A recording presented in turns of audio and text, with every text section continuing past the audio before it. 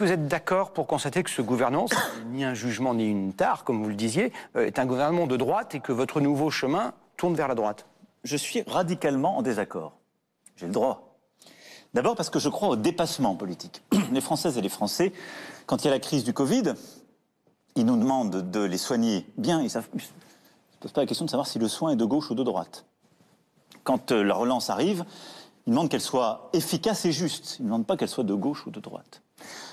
Le gouvernement qui est aujourd'hui constitué, qui sera complété dans quelques jours sans doute par des secrétaires d'État ou commissaires, est un gouvernement, quand je le regarde, qui a des femmes et des hommes qui viennent de ce qui était la droite de notre champ politique, ou de ce qu'elle peut encore être, comme de la gauche. Et à peu près autant d'un côté que de l'autre. Il doit y avoir 14 personnalités qui ont eu des mandats politiques à gauche ou qui ont eu des engagements en soutien à gauche.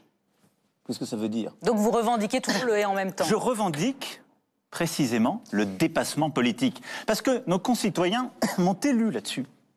Le dépassement politique, c'est de dire je prends les meilleurs, ceux qui sont capables de porter ce projet.